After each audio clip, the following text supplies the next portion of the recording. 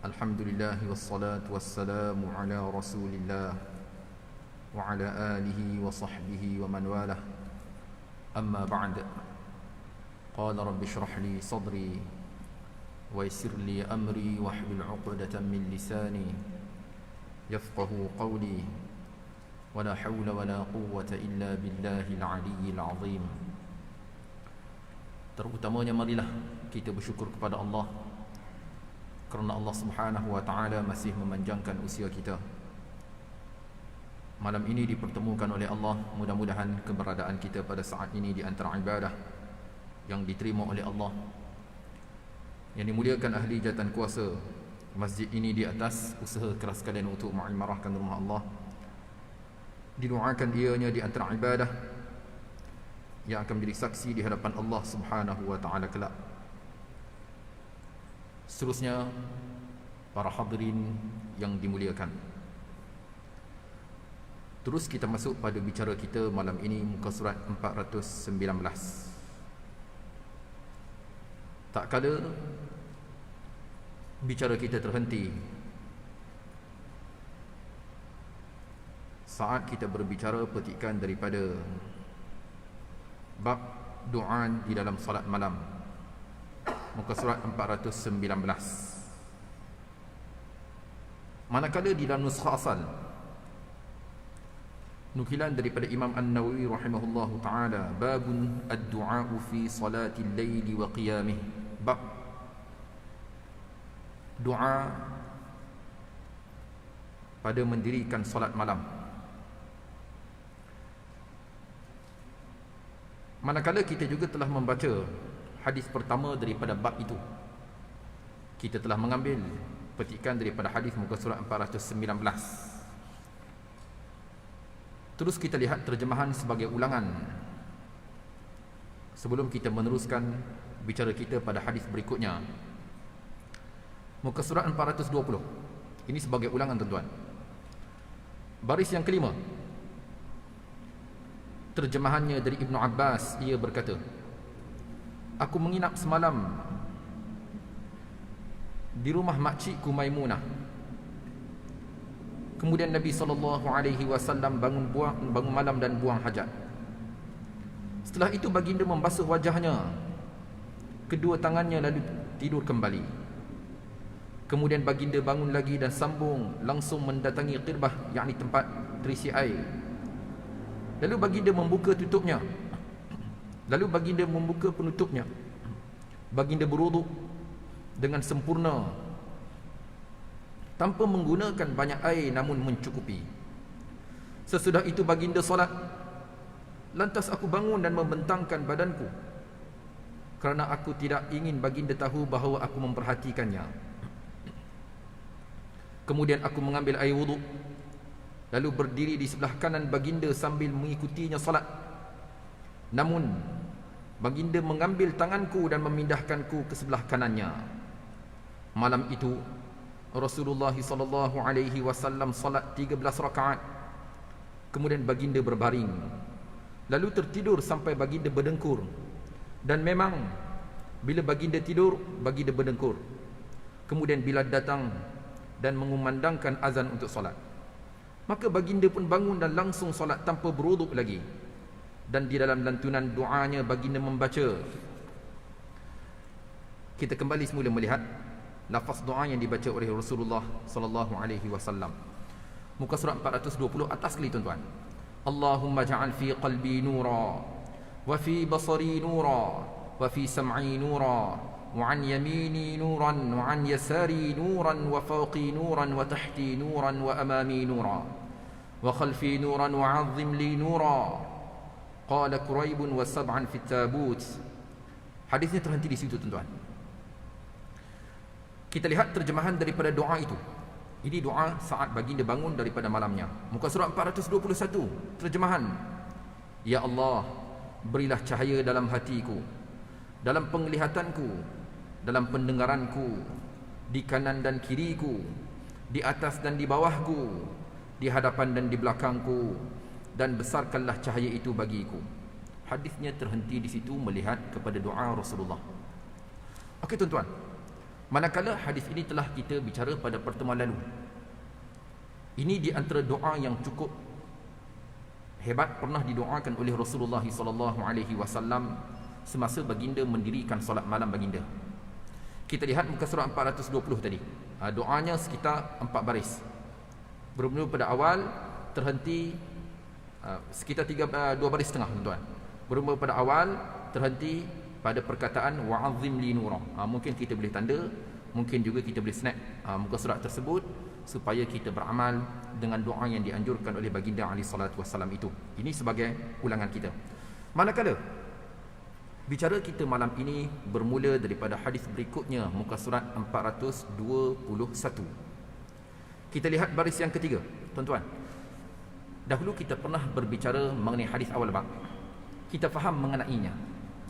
Manakala hadis ini kesinambungan daripada hadis awal bab, yang mana makna pada hadis ini juga ianya melihat dan merujuk hadis yang telah kita bicarakan dahulu.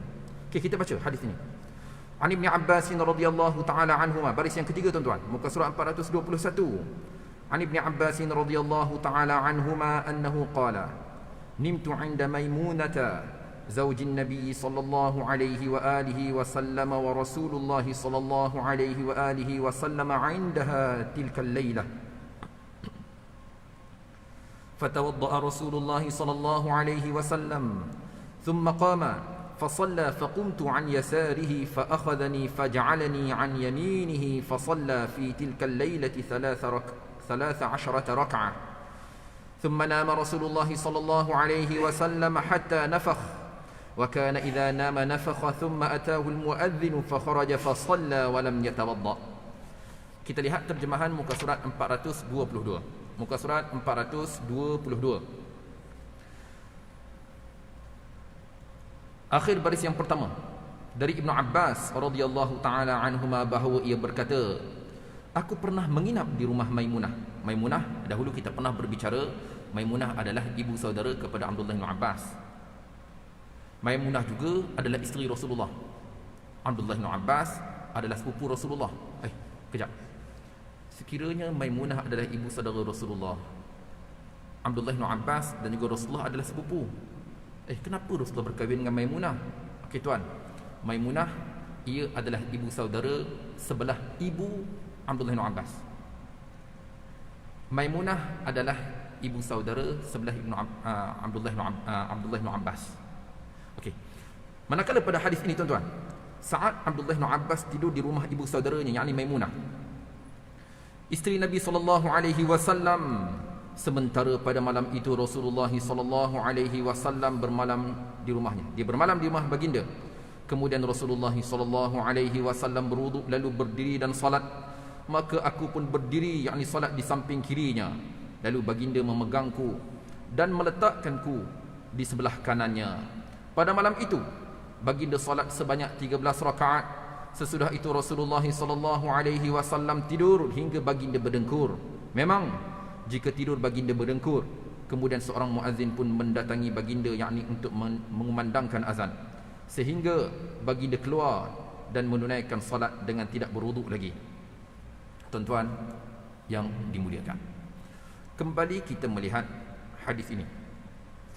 Kita lihat semula bermula daripada awal terjemahannya, yang mana hadis ini berlega melalui pengriwayatan daripada Abdullah ibnu Abbas. Abdullah ibnu Abbas adalah anak kepada Abbas ibnu Abdul Muttalib. Rasulullah Muhammad ibnu Abdullah ibnu Abdul Muttalib. Jadi secara tidak langsung Rasulullah dan juga Abdullah ibnu Abbas ini adalah sepupu.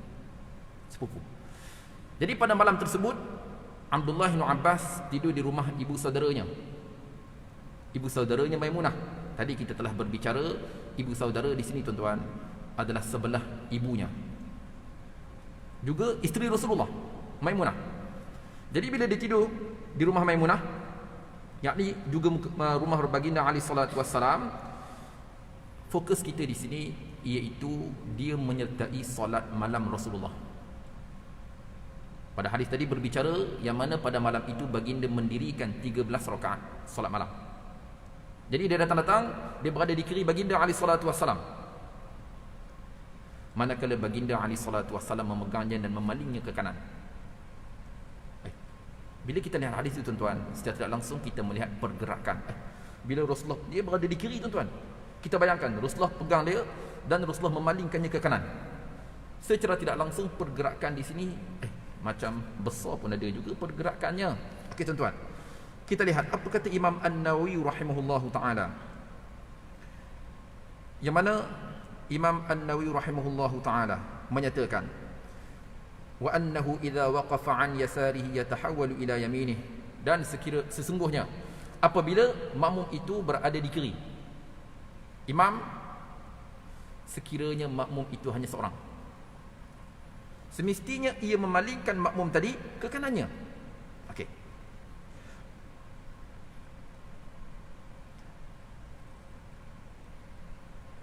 kemudian kita lihat pada poin, dan sesungguhnya perbuatan yang sedikit itu tidaklah membatalkan solat.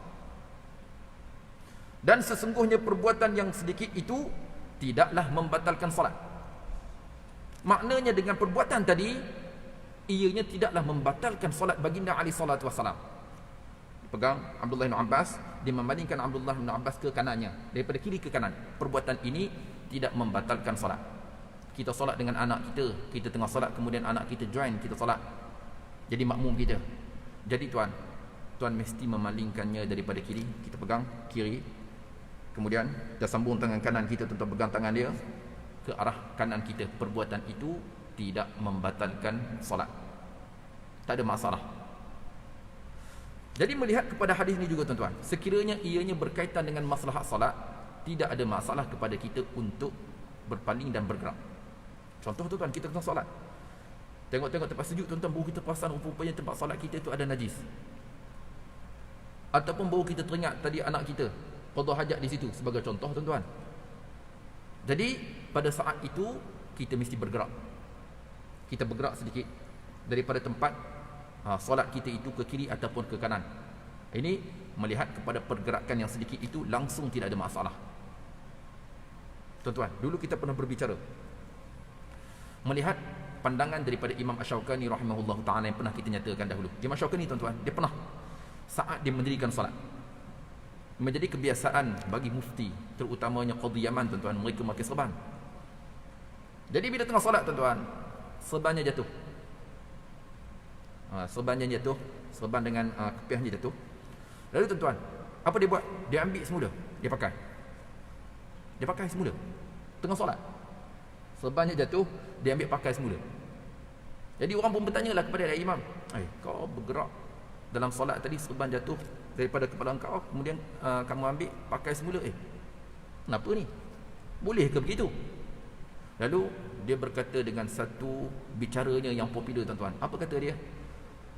Hamlul imamati akhaffa min hamlil umamah. Ambil semula, pakai semula serban itu lebih ringan jika dibandingkan dengan menanggung umamah. Apa ceritanya tuan-tuan? Dulu kita pernah berbicara Rasulullah dalam solatnya pernah Rasulullah memegang umamah. Umamah cucu dia, Rasulullah pernah pegang. Saat Rasulullah mendirikan solat, Rasulullah sambil menggendong umamah dalam solat tuan-tuan, dalam solat. Jadi secara tidak langsung bila Rasulullah rukuk dan juga sujud, Rasulullah akan meletak umamah tadi, baby. Kemudian bila bangun daripada sujud, baginda akan pegang semula, ambil, pegang semula. Jadi kata Imam Syaukani, dia kata seolah-olah memberi gambaran kepada kita, ambil serban dan pakai itu lebih ringan jika dibandingkan dengan menggendong umamah dalam solat. Maknanya Rasulullah menggendong umamah dalam solat, ambil serban pakai itu lebih ringan jika dibandingkan dengan apa yang pernah dilakukan oleh baginda alaihi salatu wasalam. Jangan kita sangka dia pakai serban pula, lilit serban, tak. Ini serban melihat kepada adab qadhi Yaman tuan-tuan, serban yang melekat di kepiah.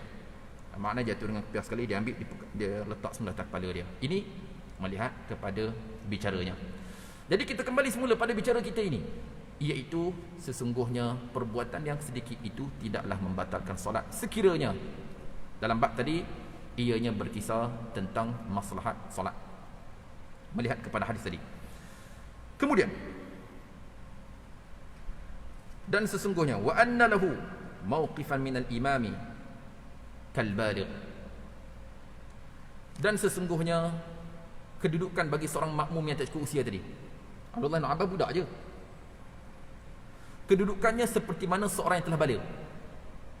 Contoh, saya ada anak saya 4 tahun, sulung 4 tahun. Saya solat dengan dia.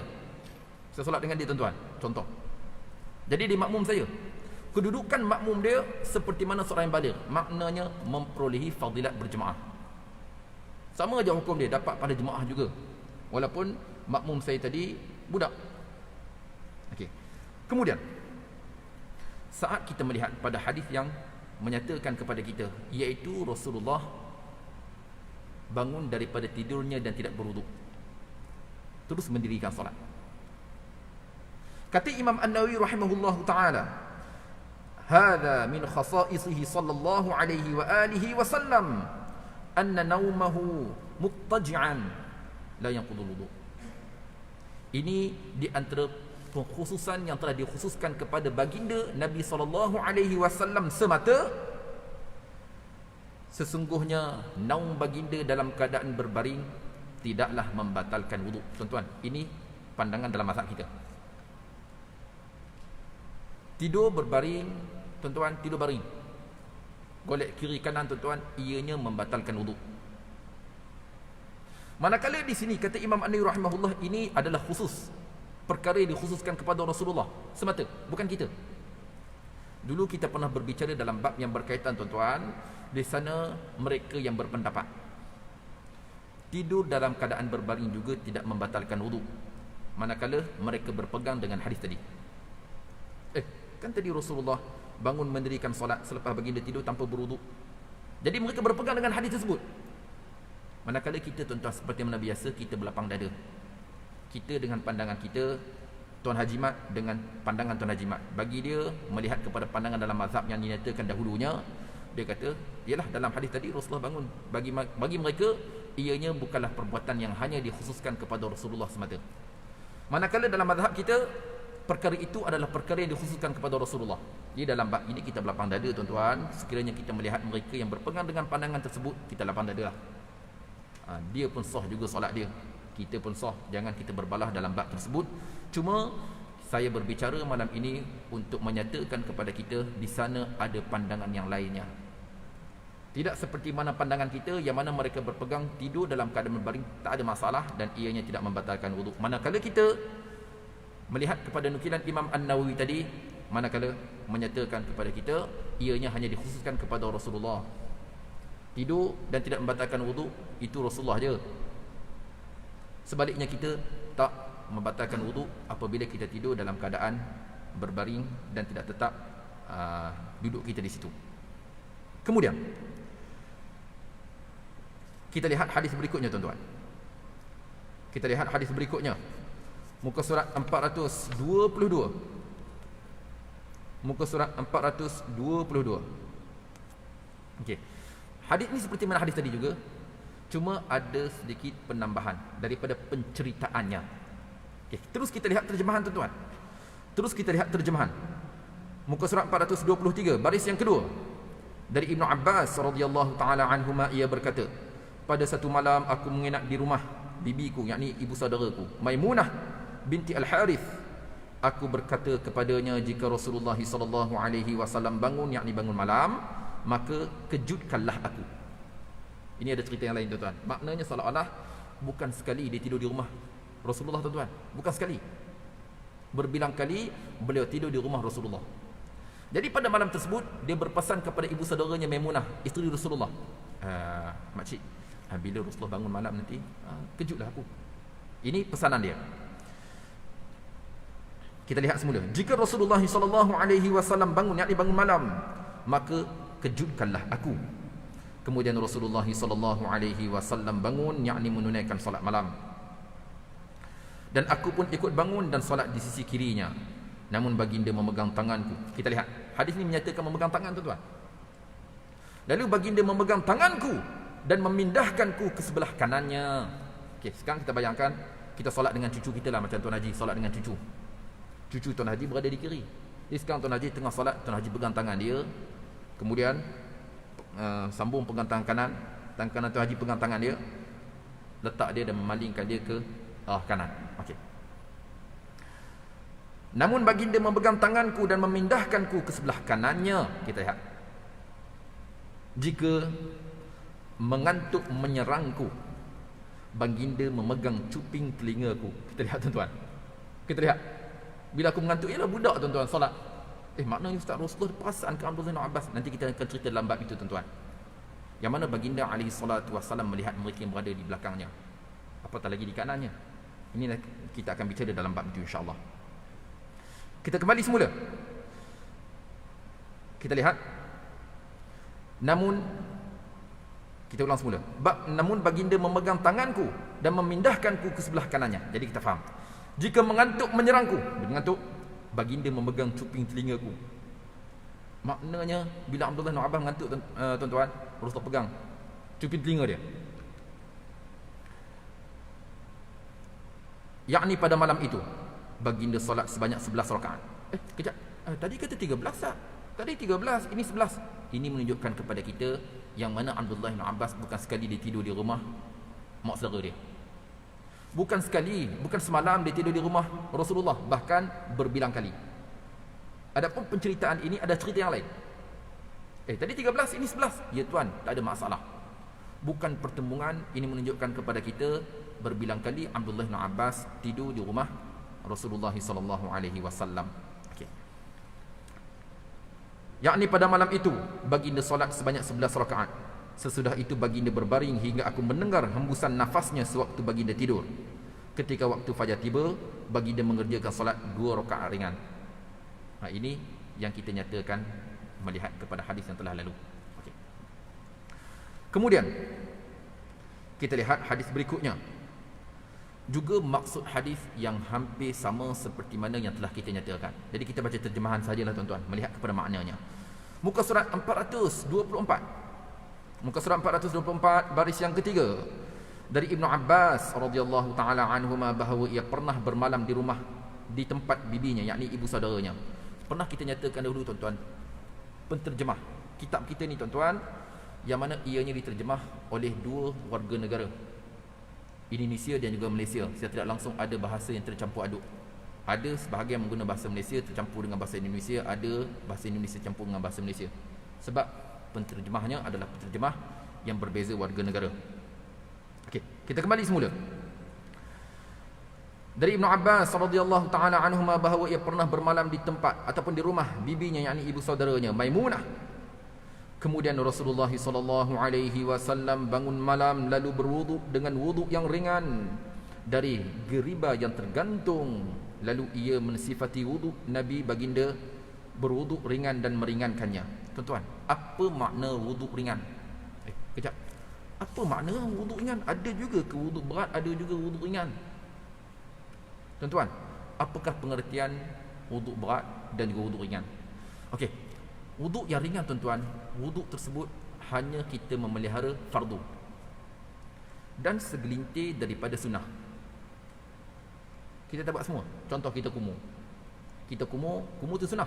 Kemudian kita basuh muka kita, basuh tangan sehingga ke siku, kemudian kita lap kepala kita, disusuli dengan telinga, kemudian kita basuh kaki. Ini adalah wuduk ringan. Manakala ada yang berkata wuduk ringan itu hanya memelihara yang fardu. Fardu je. Sah tak tuan-tuan? Kita mulakan wuduk kita dengan basuh muka, basuh tangan, kemudian kita basahan kepala kita, kemudian basuh kaki. Sah ke tak? Sah. Ini disebut dengan wuduk ringan. Hanya kita memelihara yang fardu dan sebahagian sedikit sahaja daripada yang sunat. Okey.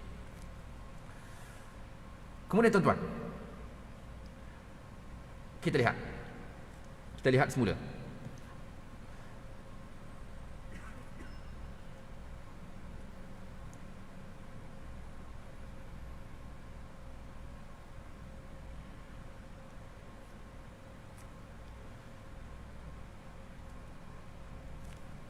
Kita kembali semula pada muka surat 424. Muka surat 424 tuan-tuan. Kita kembali pada penceritaan tadi. Kemudian Rasulullah sallallahu alaihi wasallam bangun malam lalu berwuduk dengan wuduk yang ringan dari geriba, yakni bekas air yang tergantung. Lalu ia mensifati wuduk Nabi baginda berwuduk ringan dan meringankannya. Ibnu Abbas berkata, maka aku pun bangun dan melakukan sebagaimana yang dilakukan Nabi SAW. Bila sebut wuduk ringan tuan-tuan, maknanya dia hanya memelihara yang fardu sekali. Dia buat sekali je macam kita lah. Sah tuan-tuan, wuduk kita hanya sekali kita buat. Sesudah itu kita lihat, aku berdiri ikut solat di sebelah kiri baginda, namun baginda memindahkan dan meletakkanku di sebelah kanannya. Tadi dalam hadis sebelum tadi, yang mana baginda memegang tangan dia. Okey, kemudian maka baginda pun solat, lalu berbaring dan tidur hingga yakni aku mendengar baginda berdengkur. Kemudian Bilal pun datang dan mengumandangkan azan solat. Sesudah itu baginda keluar dan menunaikan solat subuh dengan tanpa berwuduk lagi. Okey tuan-tuan, ini pada poin yang telah kita nyatakan tadi. Sufyan berkata, dan perbuatan ini yakni tidak berwuduk lagi adalah khusus bagi Nabi SAW. Terhenti di situ. Jadi di sini sedikit nukilan yang dimuatkan oleh Imam Muslim rahimahullahu taala, yang mana Sufyan berkata perbuatan tersebut, Rasulullah tidur kemudian Rasulullah bangun solat tanpa berwuduk, ini adalah perkara yang dikhususkan kepada Rasulullah, yang mana ianya juga seperti mana apa yang dinukilkan oleh Imam An-Nawawi rahimahullahu taala. Kita tuan yang dimuliakan, seterusnya bab berikutnya, bab sunnahnya konsisten dan melaksanakan solat malam dan selainnya. Kemudian kita lihat hadis baginda Rasulullah sallallahu alaihi wasallam. Kita lihat hadis Rasulullah sallallahu alaihi wasallam. Seterusnya, akhir baris yang kedua, bab sunnahnya konsisten dalam melaksanakan solat malam dan selainnya. Bab ini adalah bab yang jelas. Bab ini adalah bab yang jelas menyatakan kepada kita tentang supaya kita beristiqamah mendirikan malam. Seterusnya, kita lihat akhir baris yang kedua. Akhir baris yang kedua, an Aisyah radhiyallahu taala anha annaha qalat, kana li Rasulillahi sallallahu alaihi wa alihi wa sallam hasirun wa kana yuhajjiruhu min al-laili fayusalli fihi faja'ala an-nas yusalluna bi salatihi wa yabsutuhu bin-nahar fathabu dhata laylatin faqala ya ayyuhan nas alaykum min al-a'mali ma tutiqun fa inna Allah la yamallu hatta tamallu wa inna ahabba al-a'mali ila Allah ma duwima alayhi wa in qalla wa kana al Muhammadin sallallahu alayhi wa alihi wa sallam idza amilu amalan athbatuh. Hadisnya terhenti di situ tuan-tuan. Hadisnya terhenti di situ. Seterusnya kita lihat terjemahan daripada hadis tersebut, muka surat 425. Jadi malam ini tuan-tuan, perbicaraan kita adalah perbicaraan yang ringan. Tidak banyak kita berbicara tentang hukum, manakala bicara kita adalah bicara yang ringan. 425. Baris yang kelima, dari Aisyah radhiyallahu taala anha bahawa ia berkata, Rasulullah sallallahu alaihi wa alihi wasallam mempunyai sehelai tikar yang dibentangkannya pada malam hari sehingga merupakan tabir sebuah kamar tempat baginda solat. Lalu orang-orang pun solat pula bersama baginda dan dibentangkannya di siang hari. Pada satu malam ketika mereka kembali berkumpul, mengikuti baginda, maka Rasulullah sallallahu alaihi wa alihi wasallam pun bersabda, wahai sekalian manusia, hendaklah kamu beramal menurut kemampuan kamu, sebab Allah tidak akan pernah bosan sehingga kamu bosan sendiri. Sesungguhnya amalan yang paling disukai Allah adalah amalan yang dikerjakan secara terus menerus meskipun sedikit. Dan bila ini tuan-tuan kita lihat, dan bila keluarga Muhammad sallallahu alaihi wasallam melakukan satu amalan, maka mereka akan menekuninya. Poin yang terakhir itu tuan-tuan bukan daripada lafaz hadis Rasulullah sallallahu alaihi wasallam. Okey. Kita kembali semula melihat hadis tersebut. Hadis ini diriwayatkan oleh Aisyah radhiyallahu taala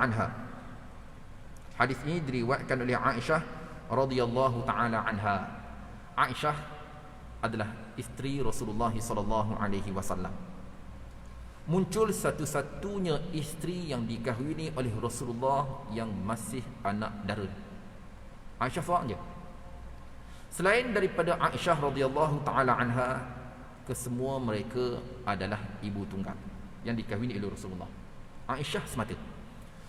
Manakala kewafatan Aisyah radhiyallahu taala anha pada tanggal 57, dan ada yang berkata kewafatannya pada tanggal 58 Hijrah. Kira-kira sekitar 46 tahun selepas kewafatan Rasulullah, Aisyah radhiyallahu taala anha wafat. Manakala Aisyah radhiyallahu taala anha, tuan-tuan, seperti mana yang pernah kita nukilkan dahulu, terdapat banyak hadis diriwayatkan olehnya. Bahkan Aisyah muncul di antara sahabat yang paling banyak diriwayatkan hadis Rasulullah. Selain daripada Abu Hurairah, Aisyah dia termasuk di antara mereka yang banyak meriwayatkan hadis daripada Rasulullah sallallahu alaihi wasallam. Manakala pada hadis itu kita dapat melihat tuan-tuan, Rasulullah sallallahu alaihi wasallam mempunyai sehelai tikar yang dibentangkannya pada malam hari, sehingga merupakan tabir sebuah kamar tempat baginda solat. Makna apa, tuan-tuan? Artinya tikar Rasulullah pada malam harinya ianya dibuat macam tirai. Itulah, digantung, seolah-olah menjadikan posisi itu adalah bilik. Okey. Kemudian kita lihat, sehingga merupakan tabir sebuah kamar tempat baginda solat. Lalu orang-orang pun solat pula bersama dengan baginda, dan dibentangkannya di siang hari. Di siang harinya dicabut dan menjadi hamparan. Pada satu malam mereka berkumpul mengikuti baginda. Maka Rasulullah sallallahu alaihi wasallam pun bersabda, "Wahai sekalian manusia, hendaklah kamu beramal menurut kemampuanmu." Tuan-tuan, ini menunjukkan kepada kita peristiwa ini berlaku di dalam Masjid Nabawi, bukan dalam rumah. Kenapa? Yalah, para sahabat datang join solat Rasulullah di malam hari, tuan-tuan, menunjukkan ini adalah masjid, bukan rumah Rasulullah. Rasulullah mendirikan itu di dalam masjid. Bahkan dulu kita pernah berbicara yang mana di dalam Masjid Nabawi juga, tuan-tuan, dahulunya terdapat tempat solat isteri-isteri Rasulullah. Mereka buat tirai. Dahulu ada. Manakala dalam peristiwa ini juga hal itu dilakukan oleh baginda alaihi salatu wassalam, yang mana tikar Rasulullah jadikan sebagai tirai, siang harinya diletakkan sebagai hamparan. Fokus kita pada hadis ini, tuan-tuan. Saat para sahabat turut serta bersama dengan baginda alaihi salatu wassalam solat, tuan-tuan, ialah kita pernah dahulu berbicara tentang solat malam Rasulullah. Apa yang Rasulullah baca, tuan-tuan, dalam solat baginda? Iaitu baginda alaihi salatu wassalam pernah membaca Al-Baqarah. Kemudian selepas itu dengan membaca surah An-Nisa. Kemudian selepas itu baginda meneruskan bacaannya petikan daripada surah Al-Imran. Berapa juzuk, tuan-tuan? Lebih 5 juzuk. Ini yang dibaca oleh Rasulullah. Jadi, tuan-tuan, pada malam tersebut Rasulullah sallallahu alaihi wasallam mewasiatkan mereka dengan sabda baginda alaihi salatu wasallam. Ini fokus kita, tuan-tuan. Wahai sekalian manusia, hendaklah kamu beramal menurut kemampuan kamu, sebab Allah tidak akan pernah bosan sehingga kamu bosan sendiri. Betul, tuan-tuan? Betul lah. Ini adalah saranan Rasulullah kepada kita semua. Hendaklah kita mengerjakan amalan mampu milik. Allah tak pernah bosan, tuan-tuan, untuk menerima. Sebaliknya kita yang akan bosan. Contoh, tuan-tuan, contoh.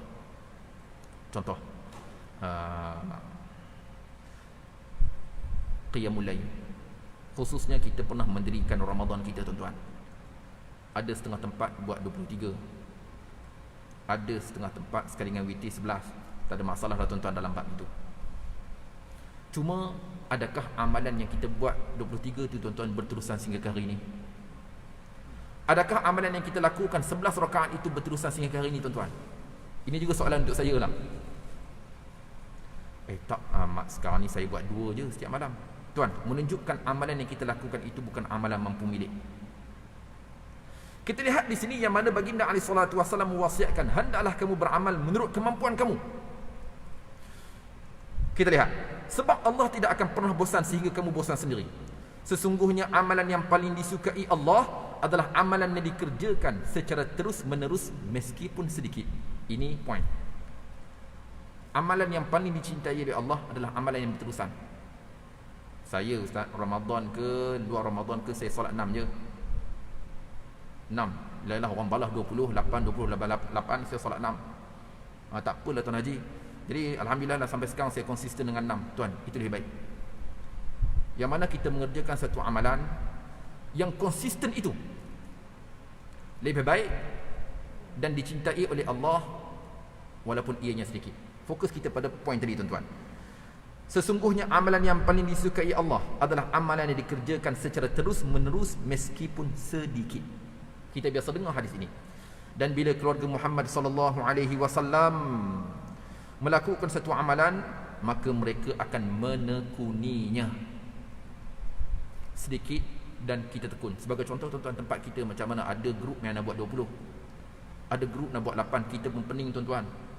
Bukan tu saja, siap ubuk lagi kalau buat 8 kami tak datang masjid ni. Contoh tuan-tuan, kita pening macam mana ni, ada pula jemaah kita yang buat ugutan takkan datang terus kalau kita buat 8. Ini sah Wahabi. Contoh tuan-tuan, kena pula kita. Jadi kita ni apa nak buat 20 ke 8, buat 20 ke 8. Okey tuan, yang paling penting kita buat yang kita boleh tekun. Kita lah tuan-tuan, yang mana kita paling tekun, 20 ke 8? Mesti 8 lah ustaz, sebab dia tak lama macam 20, kita pun tak terkejar-kejar nak buat 20. Bila 8 kita pun relax, imam kita pun relax baca dalam bacaan solat dia, tak gelabah sangat nak baca. Okey tuan, itu adalah ibadah yang tekun. Buat 8 je lah. Daripada kita buat 20, kita pun tak tekun tuan-tuan. Ini ada satu kefahaman yang perlu kita faham.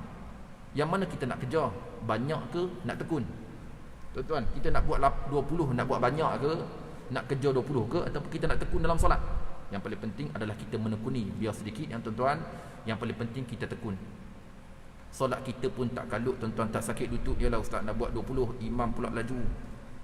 Kami ni orang lama lutut sakit. Jadi buat 8 dan kita pun tenang solat, imam pun relax bacaan. Okey.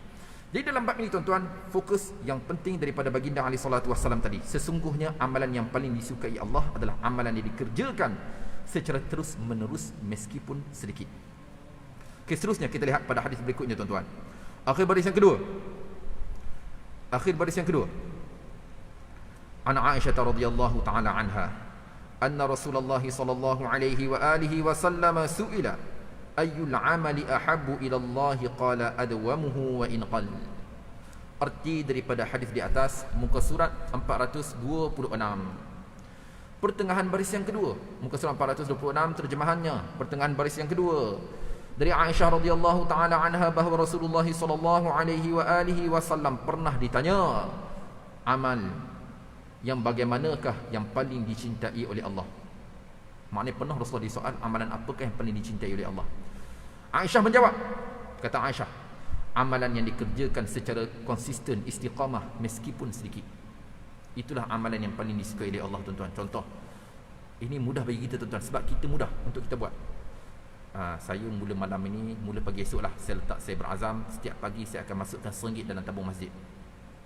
RM1 dah susah tuan-tuan, dia mampu milik. Contoh, saya akan buat tuan, RM1 itu lebih baik kita buat secara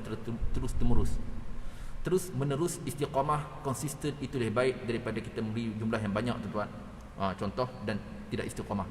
Jadi sekurang-kurangnya kita perlu fokus satu yang istiqamah. Mungkin tuan-tuan boleh beri banyak dan istiqamah itu lebih baik.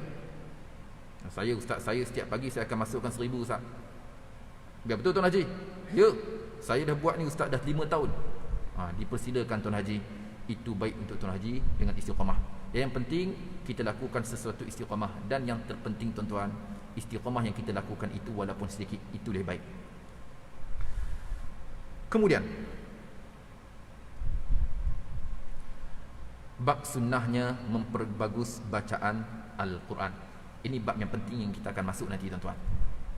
Pada bab itu kita faham, maknanya dituntut kepada kita untuk memperelokkan bacaan Al-Quran dengan lagu kita nanti. InsyaAllah bab itu kita akan masuk pada pertemuan akan datang. Jadi mengakhiri pertemuan kita pada malam ini, beberapa faedah yang dapat kita simpulkan hasil daripada awal bicara kita, iaitu yang pertama, pergerakan di dalam solat itu tidaklah membatalkan solat.